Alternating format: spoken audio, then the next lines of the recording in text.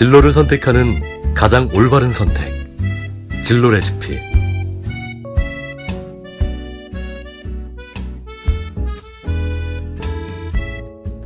안녕하세요. 진로 레시피입니다. 특허 전쟁이란 말을 들어보셨나요? 한번 하나의 예를 들어보겠습니다. 세계 최대 모바일 플랫폼은 구글 안드로이드입니다. 하지만 안드로이드 기기가 팔릴 때마다 회심의 미소를 짓는 기업은 따로 있습니다. 구글이 아닙니다. 윈도우 폰을 키워보려다가 끝내 실패했던 마이크로소프트입니다. 왜 그럴까요? 그 비밀은 바로 특허에 있습니다. 마이크로소프트가 매년 안드로이드 업체로부터 걷어들이는 로열티만 20억 달러 수준에 이른다고 합니다. 현대자동차가 200만 대를 팔아야 하는 수익이죠. 특허는 마이크로소프트의 새로운 젖줄인 겁니다. 오늘 저희 진로 레시피에서는 이와 관련된 직업, 변리사에 대해서 한번 알아보도록 하겠습니다. 오늘 저희 진로 레시피를 찾아주신 분은 해움 특허 법인 김주형 파트너 변리사입니다. 안녕하세요. 네, 안녕하세요. 아유, 이렇게 자리를 해주셔서 너무나 감사드립니다. 아닙니다. 제가 감사합니다. 지금 저희가 특허에 대한 얘기를 제가 이제 앞서 말씀을 드렸는데요. 변리사라는 직업은 도대체 어떤 일을 하나요, 이게? 네. 저도 이 직업을 가진 이후에 가장 많은 질문을 받은 것 중에 하나가 도대체 변리사가 무슨 일을 하는 것이냐, 변리사가 뭐냐 이런 질문을 많이 받았는데요. 네네. 가끔씩 제가 농담으로 병아리 감별하는 직업이야 뭐 이런 식으로 얘기를 하기도 해요. 근데 네네. 그렇게 되면은 사람들이 막 웃고 넘길 줄 알았는데 예 그러시군요. 뭐 좋은 직업입니다. 이런 식으로 얘기를 하시더라고요. 네네. 그래서 다시 또 진지하게 정정을 해야 했던 웃을 수만은 없는 일화도 있었습니다. 네, 뭐 쉽게 말씀을 드리면은 그 발명에 대해서 특허를 내주고 네네. 또 그 특허를 사용하는 것을 돕는 일을 하고 있다고 할 수 있는데요. 이 특허법 내용이 워낙 복잡하기 때문에 발명자를 대리해서 그것에 대해서 더 잘 알고 있는 저희 같은 전문직인 변리사들이 특허청에 특허 신청서를 대신 내주고 또 소송하고 싶은 사람들이 변호사를 찾는 것처럼 특허를 내거나 사용하고 싶은 사람들은 변리사를 찾아오시면 됩니다. 그럼 이제 계속 얘기가 나왔던 게 특허라는 단어인데, 네, 그렇죠. 특허는 정확하게 뭘 뜻하는 건가요? 특허가 이제 변리사와 특허는 뗄래야 뗄 수 없는 관계에 있는데요. 네네. 이 특허라는 것은 어떤 사람이 발명을 했을 때 그 발명을 공개하는 대가로 일정 기간 동안 그 사람만 그 발명을 독점적으로 사용할 수 있도록 이 나라에서 보호해주는 권리를 의미합니다. 그렇게 되면은 발명을 하면은 하루빨리 특허를 받고 싶은 게 인지상정 아닐까요? 네네. 그렇다면은 어떠한 방식과 절차로 특허를 받아야 될까요? 예예. 네, 어떻게 생각하세요? 글쎄요, 제가 지금 봤을 땐 좀 막막하긴 한 것 같아요. 네, 막막하시죠? 예, 그거 갖다가 이건 내 머리에서 나온 거야를 먼저 증명을 해야 될 것 같고, 그리고 그거 뭔가 설계도나 뭐 서류가 없으면 또 증명하기 힘들 것 같고. 그렇죠. 예. 그런 여러 어렵고 막막한 상황을 예. 도움을 주는 것이 변리사의 역할입니다. 그러면 이제 말씀해 주신 게 있어서 좀 더 구체적으로 이제 말씀드리기 전에, 네. 에디슨 시대에는 발명하면 에디슨님이라 이때에도 변리사라는 직업이 있었나요? 특허가 최초로 된 것이 1800년대 인기로 알고는 있는데요. 정확하게 에디슨 시대에도 예. 변리사가 있었는지는 제가 명확하게는 잘 모르겠습니다. 그래도 1800년대면 계셨을 수도 있겠네요, 그게. 네, 그럼요. 그럼 좀 구체적으로 좀 질문을 하나 드리겠습니다. 그렇다면 이제 남의 어떤 특허라든지 남의 어떤 아이디어를 보호해 주시는 일, 그리고 그거에 대한 어떤 가격과 돈을 벌게 하시는 일을 이제 맡고 계시는데, 네. 그렇다면 이제 변리사의 하루 일과는 어떻게 되는 건지. 네, 일단 발명을 하신 분이 도움을 얻기 위해서 찾아온다고 말씀드렸는데 네네. 그렇게 찾아오시면은 저희가 이제 만나 뵙고 음. 상담을 해드립니다. 음. 상담 내용을 좀 순차적으로 설명을 드리면은 우선 발명을 하신 부분이 실제로 특허법상으로 특허 받을 수 있는 대상인지 그거에 대해서 먼저 판단을 해드리고요. 특허법상 특허를 받을 수 있는 대상이 아니라고 판단이 되면은 개선이 가능한 부분을 수정을 해드리고 네네. 개선이 조금 어려운 부분은 솔직하게 좀 말씀드려서 다시 돌려보내드린다든가 하는 역할을 하고 있습니다. 예를 들어 보면은 미완성 발명이라고 하는데요. 너무 아이디어가 추상적이어서 실제로 구현하기가 어려운 경우가 상당히 많습니다. 그럴 때는 좀 더 구체화를 시켜서 어떤 부분을 특정을 해서 특허로 낼 수 있는지 이 부분을 여쭈어서 개선을 시킬 수 있도록 하고요. 그렇게 했는데도 구체화가 좀 어렵다. 그러면은 사실상 특허로 추론하기는 어려운 것이지요. 그러면 좀 궁금한 게 그 추상적인 그 발명 네. 이런 걸 얘기하는데, 그러니까 요번에 그 애플이랑 삼성과의 이제 특허 전쟁이 있었는데 곡선이 특허에 되게 중요한 이야기, 이제 어떤 소재, 어떤 이제 네. 그 의견들이 나왔는데 네. 그 곡선도 추상적인 거 아닌가요? 사실 그 삼성과 애플의 특허 전쟁은 네. 특허라고는 하는데 네. 사실은 디자인에 대한 얘기예요. 아, 그래서 이 그 모바일 기기의 예, 예. 외형적인 면에서 음. 이 디자인이 음, 직사각형으로 딱 끊기게 되느냐 아니면 곡선으로 부족게 되느냐 그렇죠. 이거의 미적인 형상에 대한 얘기고 음. 기술적인 부분은 좀 아니라서 약간의 차이가 있습니다. 아, 그건 분산. 그렇다면 이제 대부분의 이제 지금 얘기를 듣다 보니까 이제 기술, 발명 이런 얘기를 듣다 보니까 변리사라는 직업은 좀 이공계라고 해야 될까요? 이제 그쪽에 계신 분들이 좀 유리할 것 같은데 어떻게 생각하시는지. 근데 아무래도 이 발명이라는 게 음. 이공계 분야에서 많이 발생을 할 수밖에 없기 때문에 이공계 전공을 갖는 것이 유리할 수밖에 없습니다.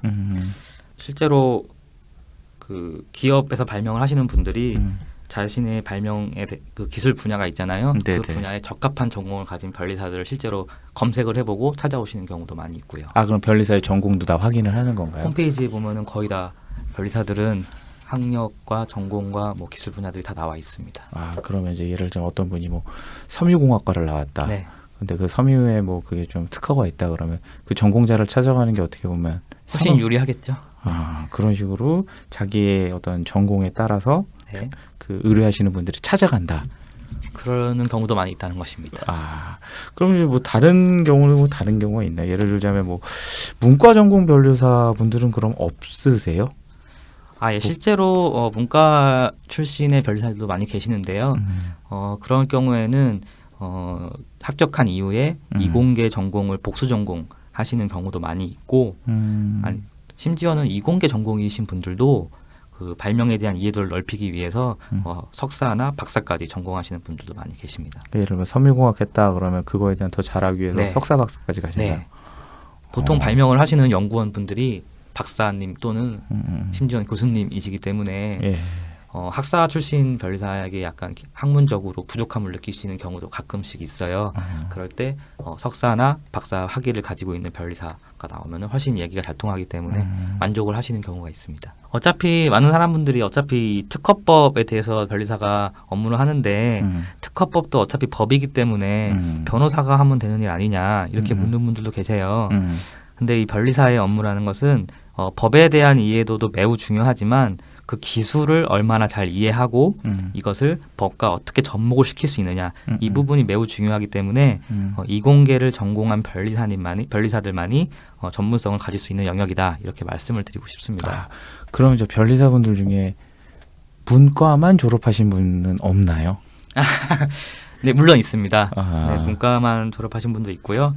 사실 변리사가 대리를 할 수 있는 부분이 특허 발명에 대한 특허에 한정되는 건 아니고요. 뭐 상표나 디자인, 넓게는 저작권, 부정경제방지법 이런 부분까지 다룰 수가 있습니다. 예, 상표나 디자인 같은 경우는 이공계 전공이 굳이 아니더라도 충분히 문과 출신의 변리사들도 대리를 할 수 있기 때문에 상표나 디자인 전문 변리사로서 활동을 할 수가 있습니다. 약간 좀 디자인 미술 이쪽이 되겠네요. 그렇죠. 상표가 디자인 같은 경우는 디자인을 전공하신 변리사님들이 많이 하고 있고요. 실제로 디자인이 아니더라도 무난하게 맡은 바의 역할을 할 수 있을 것으로 저도 생각이 되고 상표 같은 경우는 어떠한 전공에 사실 크게 무관하게 상표 분야에 대해서 전문성만 쌓는다면 충분히 역할을 할 수 있습니다. 그러니까 상표라는 건 회사 이름 뭐 이런 네, 거 브랜드 네임. 그런 거를 네. 대충 말씀하시는 거죠? 네. 네네. 보통 이 화장품 회사 아니면 식품 회사 같은 경우는 물론 특허도 많이 있겠지만은 그 상표가 계속 새로운 제품이 나오기 때문에 상표나 디자인에 대해서 수요가 엄청나게 많은데요. 그렇죠. 그런 쪽에 대해서 전문성을 쌓으면은 충분히 경쟁력 있는 문과 출신의 변리사님들도 충분히 경쟁력 있는 변리사로서 활동을 할 수 있습니다. 그럼 같이 계신 분들 중에 그 변리사분은 지금 그럼 문과 출신 변리사분들은 상표 전문.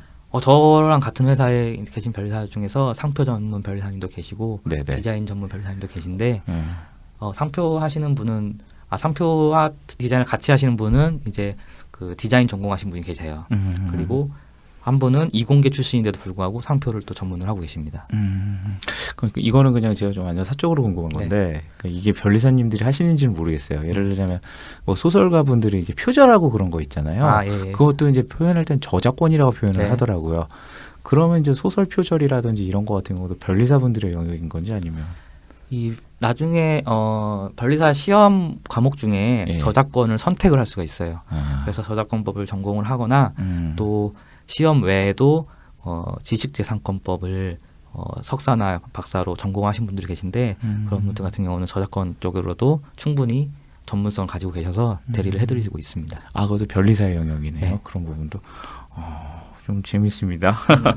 이제 아까 지금 저희가 계속 이제 질문을 나누면서 어떤 네. 변리사분들은 변호사분들도 뭐 형사 뭐 민사 요즘 변호사 관련 드라마나 검사 관련 드라마들 요즘 너무 많이 나와가지고 대부분 뭐 법에 대해서는 참 많은 분들이 전문가이신데 변리사란 지금 좀 생소하거든요. 근데 지금 말씀을 하다 보니까 변리사마다 이제 전문 분야가 있다고 이제 말씀을 해주셨습니다. 뭐 근데 그렇던 와중에 저희가 이제 방송을 좀 준비하면서 봤더니 변리사 중에 뭐 화학, 생명, 전기, 전자 뭐 이 분야가 좀 전망이 밝다 변리사분들 중에 이런 얘기를 들었는데 그렇다면 이제 변리사분들이 활동하는 아까 뭐 저작권, 디자인, 상표 뭐 지금 제가 말씀드린 화학, 생명, 전기, 전자 뭐 이렇게 나눠지는 것 같은데 보통 이제 구체적으로는 좀 어떤 것이 있고 어떤 분야가 있고 어떤 분야가 밝은지 제가 네이버에서 읽은 게 정말 맞는지 그 말씀을 좀 부탁드립니다. 네이버에서 뭐를 읽으셨는지는 정확하게는 모르겠는데 일단은 그 변리사라는 게 예. 발명을 다루는 직업이기 때문에 결국에는 발명이 있는 분야가 바로 변리사의 활동 분야가 되겠죠. 네네네. 그래서 뭐 말씀하신 화학생명이나 전기전자 이런 분야뿐만 아니고 뭐 기계 분야나 건설 분야에서도 계속 발명이 나올 수 있겠죠. 그런 네네. 부분도 이제 전문 분야라고 할 수 있고 또 앞에서 언급해드린 것처럼 상표나 디자인 분야도 하나의 전문 분야라고 할 수가 있습니다. 그리고 또 전망에 대한 얘기를 해주셨는데 전망이 밝다는 게 어떤 분야가 발명이 더 많이 나오냐 그래서 변리사들이 특허를 많이 출원을 할 수 있느냐 그래서 종국적으로 돈을 많이 벌 수 있느냐 뭐 이런 말씀이 그렇죠. 되겠는데요. 아무래도 전기, 전자나 화학, 생명 분야가 그 기술의 진화 속도도 빠르고 또 새로운 기술들이 지속적으로 생겨날 수 있기 때문에 아무래도 전망이 밝은 분야라고 할 수는 있을 것 같아요. 뭐 제일 처음에 도입 부분에도 뭐 안드로이드 폰 이런 얘기 하셨는데 네네네네. 스마트폰 시장만 해도 매년 새로운 기종들이 막 출시되고 있고 그 스마트폰 하나에 한 수백 개의 특허가 들어있다고 하는데 그런 것들을 생각하면은 그쪽 해당 분야에 있는 변리사들은 얼마나 또 활발하게 활동을 하고 있을지 예상이 될 수 있으실 겁니다. 예. 그럼 또 화학 같은 경우에는 그렇다면 이게 신소재들도 많이 나오니까 이쪽도 좀 전망이 네, 밝겠어요. 화학은 아무래도 소재나 뭐 조성물 쪽 네네. 예를 들면 화장품 같은 조성물에 대한 거 예. 아니면 페인트나 도료 이쪽으로도 많이 나오고 있고요. 예. 아무래도 화학 쪽도 계속적으로 활발하게 분야 연구가 되고 있기 때문에 발명이 많이 활발하게 나오고 있고 또 생명 쪽도 제일 활발한 쪽은 이제 의학 분야죠. 그 의학에서 얼마 전에 말씀드려도 되나요? 비야 땡땡 이 만료가 돼서 또 이제 그 비슷한 물질들이 막 나오고 그랬잖아요. 그런 것처럼 또 의학 분야에서도 특허가 엄청나게 활발하게 되고 있고 또 그 외에도 진단 장치나 뭐 생명과학 쪽도 연구가 활발하게 되고 있습니다. 네, 물론 그 전기 전자나 화학 생명만 너무 말씀드렸는데 그 분야뿐만 아니고 다른 분야에도 새로운 기술의 발전은 어느 분야나 지속적으로 되고 있기 마련이기 때문에 또 어떤 분야는 전망이 밝고 어떤 분야는 전망이 어둡다 이렇게 하기에는 좀 어려운 부분이 있어요. 그러니까 어느 분야가 또 성공하고 또 신기술이 나와서 그렇죠. 될지 모르니까. 누가 알았겠습니까? 스마트폰이 이렇게. 그렇겠죠. 네. 그렇죠. 그러면 저 의학 분야를 말씀해 주셨는데 네. 그럼 의학 분야에 계신 변리사분들은 의대 출신들이신가요? 사실 의대보다는 이제 약대 출신 분들은 많이 계시고요. 의대 출신 분들은 거의 저는 못 본 것 같습니다. 사실 바이오만 전공을 하더라도 그쪽 분야에 대해서 충분히 대리를 할 수 있기 때문에 네. 알겠습니다. 또 그 말씀을 듣다 보니까 의사분들이 그런 의사 하시다가 이걸 하시나 갑자기 말씀을 듣다 그러실 궁금해서. 필요는 없으실 것 같습니다. 그렇다면 이제 굉장히 다양한 전문가가 필요한 이제 변리사라는 직업이 이렇게 딱 하나의 뭐 일을 하는 게 아니라 대리인으로 활동을 하는데 전문 분야적인 식견이나 지식이 없으면 활동을 못하는 직업인 것 같아요. 그럼 구체적으로 변리사가 되는 방법은 어떤 방법을 통해서 변리사가 되나요? 변리사가 되시려면은 그 한국산업인력공단에서 시행하고 있는 변리사 시험을 보시고 합격을 하시면 되는데요. 이 시험은 1차 시험과 2차 시험 이렇게 두 번 치러지고 있습니다. 1년에.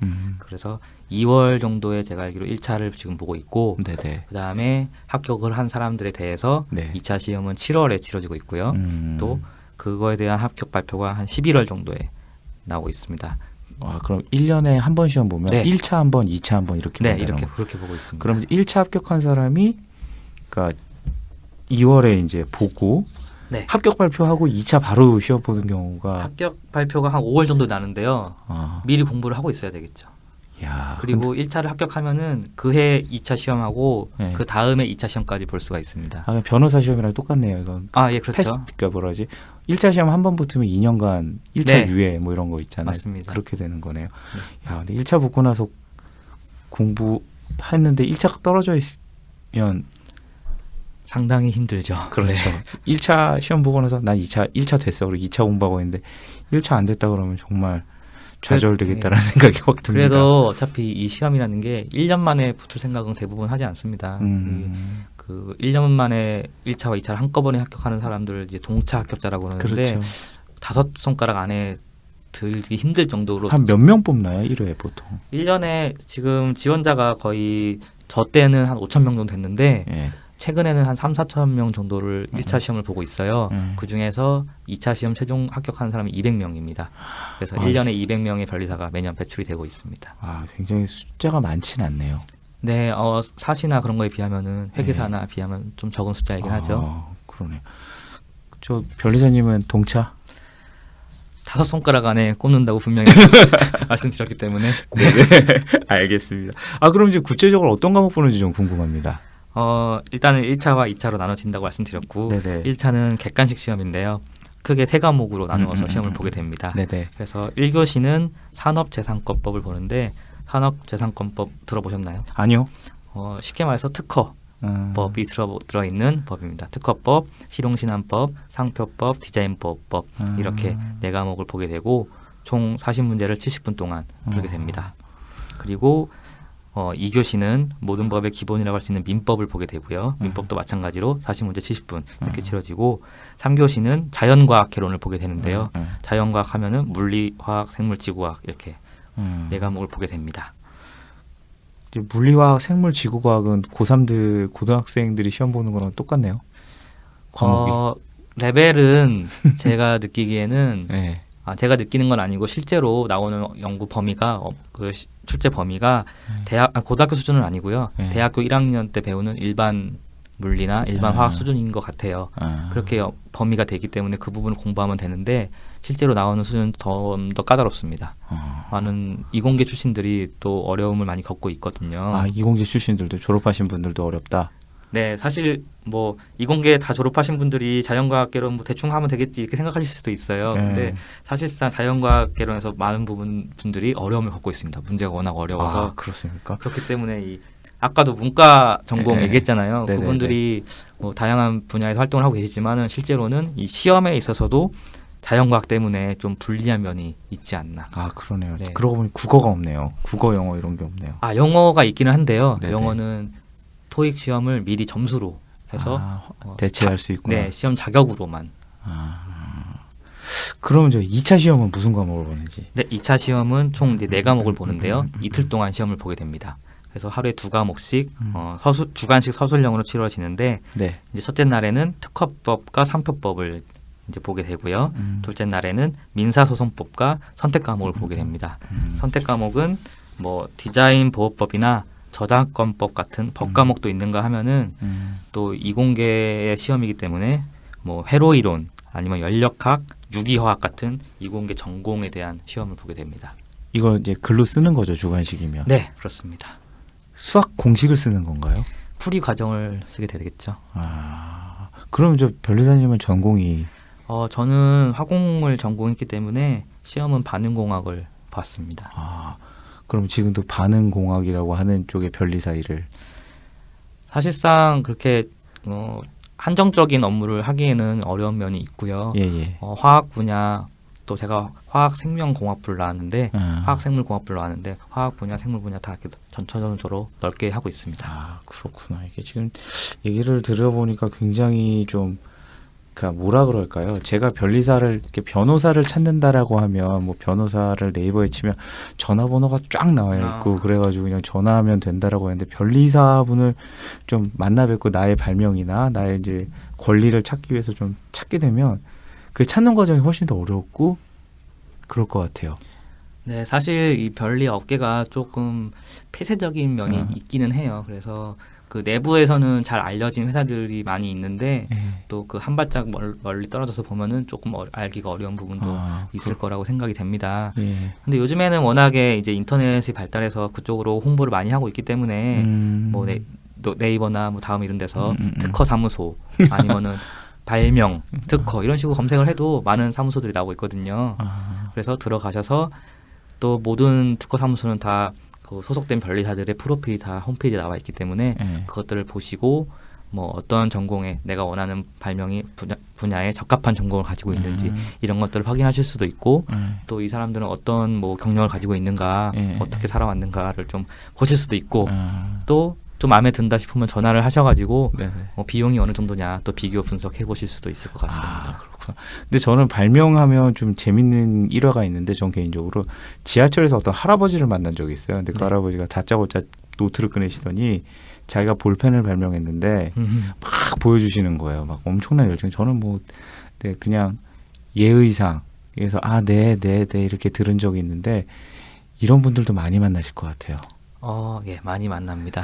사실 많은 발명자 분들이 기업에서도 많이 발명을 하지만 개인 출원자들도 많아요. 그럴 것 그런 같아요. 분들은 이제 자신의 발명이 전 세계에서 가장 뛰어난 발명으로 확신에 차서 오시는 분들이 많이 있습니다. 그래서 엄청나게 자신 있는 말투로 설명해 주시는데 제가 좀 들어보고 앞에서 말씀드렸다시피 미완성 발명인 경우가 50% 정도 되고요. 또 그렇지 않다고 하더라도 유사한 게 앞에 있으면 또 등록이 되지가 않습니다. 그래서 찾아보면은 대부분 또 유사한 것들이 많이 있어요. 그래서 그런 것들을 보여드리고 이러해서 안 됩니다 하면은 그때서야 엄청난 충격에 빠지시곤 하십니다. 그래서 많이 실망을 하시고는 하네요. 재밌네요. 약간 좀 동화 속의 직업 같기도 하고 좀 아주 재밌는 것 같습니다. 그렇다면 이제 이 변리사라는 직업은 어떤 흥미와 적성을 가진 사람이 좀 가지면 좋을까요? 아무래도 이공계 분야이기 때문에 이공계 적성을 가진 분들도 중요하겠고요. 또 약간 꼼꼼한 이제 성격이 필요한 것 같습니다. 왜냐하면은 여러 가지 복잡한 절차들을 실수 없이 수행을 해야 되기 때문에 약간 꼼꼼한 성격이 중요할 것 같고요.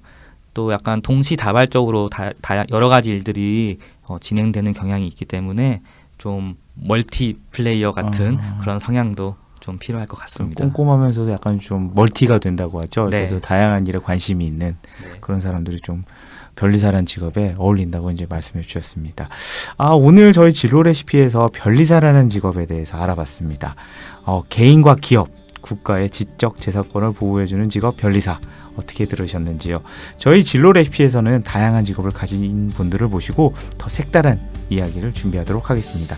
이제까지 진로 레시피였습니다. 감사합니다.